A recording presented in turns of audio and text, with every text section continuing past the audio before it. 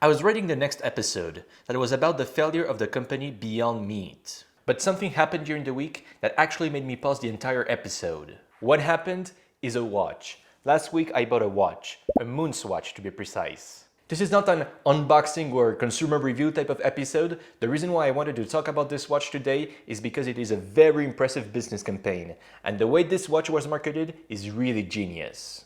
There is a huge hype about this watch at the moment, and in this episode we're going to see how Swatch, a company that normally sells watches for 30-40 bucks, could sell this watch for 250 bucks, and why I bought it without even thinking twice. It is one of the best marketing campaigns I have ever seen in my life, and hopefully you can also use those marketing techniques for your own business. Let's dive in. But before we get started, please hit the subscribe button down there and activate the notification bell to never miss a new video. Alright, let's start with one of the most important rules in marketing and sales. For a sale to happen, for a sale to take place, the perceived value of the product or service has to be higher than the actual price of the product and service.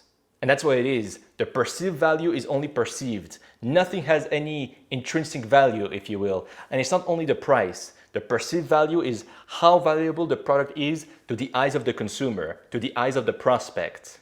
If the perceived value of the product is lower than the actual price of the product, well, the sale is not going to take place. For the prospect, it's better to keep their money than spending it on this product, because the perceived value is simply not high enough.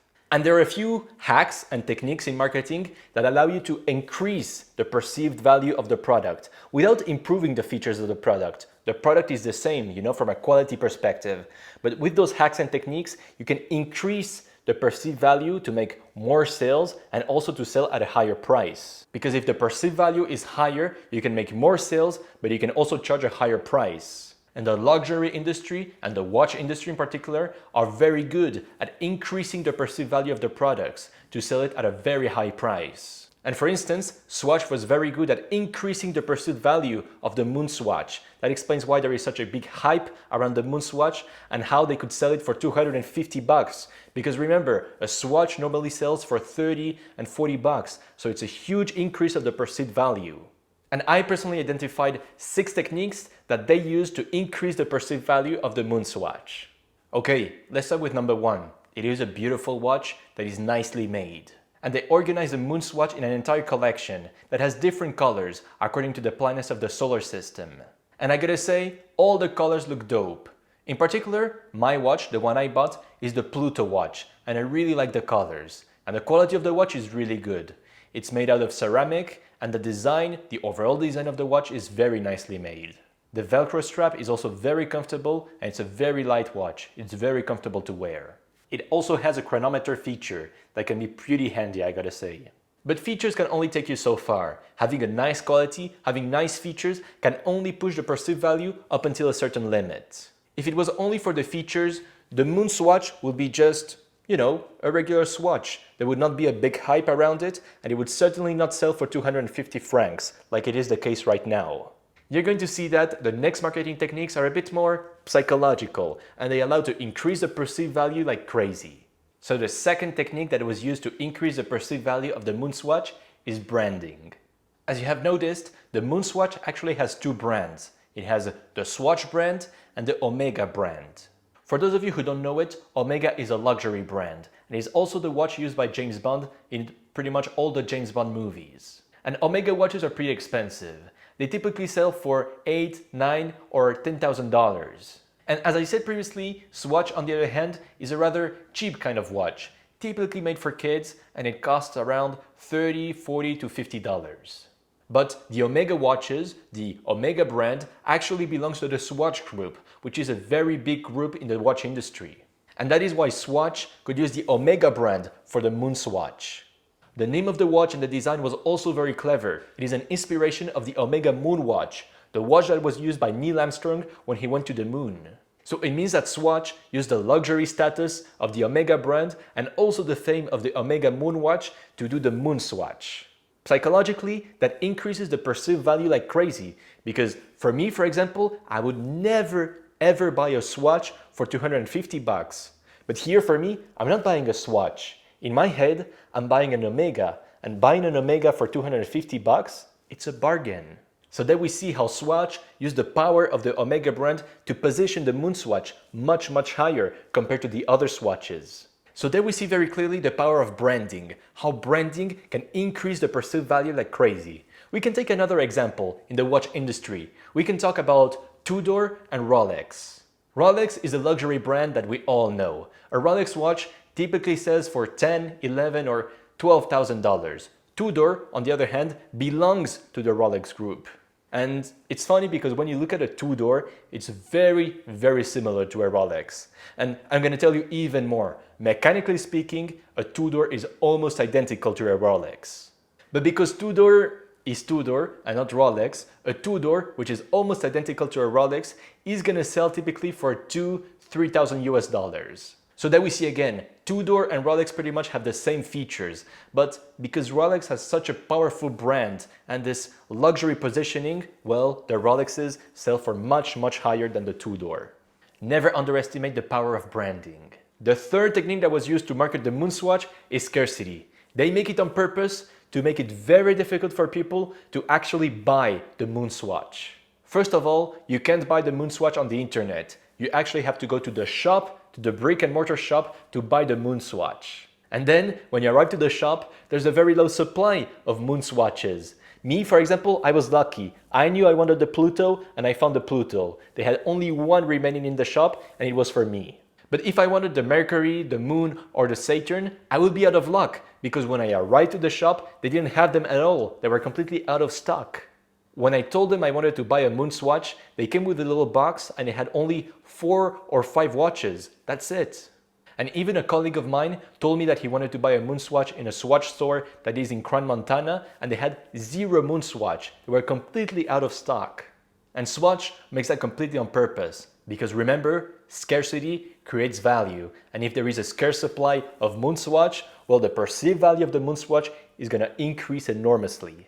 By making the watch scarce and hard to get, they increase the perceived value of the watch. And there are many other examples in the watch industry where they use this artificial scarcity.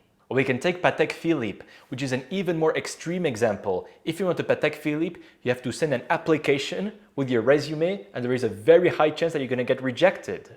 And if you're accepted, you easily have to wait for 8, 9, or 10 years. And that is how Patek Philippe can sell watches for $60,000.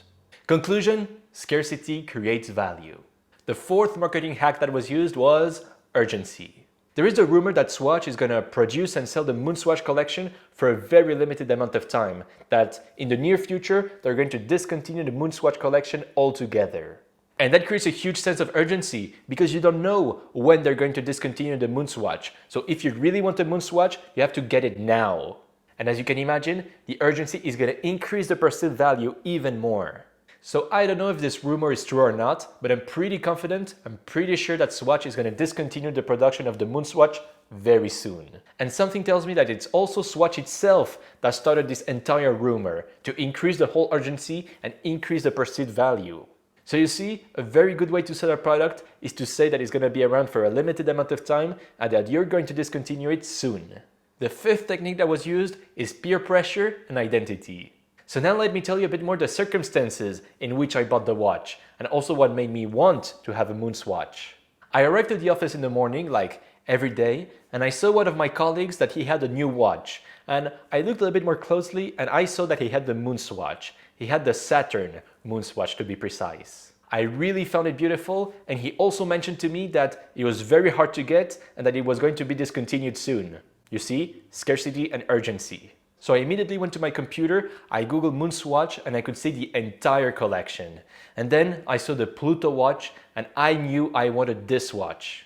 And then I actually sacrificed my lunch break to go to the Swatch shop and buy the Pluto watch. There you see again the huge power of scarcity and urgency, because I was scared that if I actually went to the shop after work at 6 or 7 p.m., I wouldn't be able to have the Pluto watch because I knew that they were very scarce. So because my colleague had one, I had peer pressure to get the Moonswatch, and the scarcity and the urgency made me decide to buy the watch and want the watch immediately.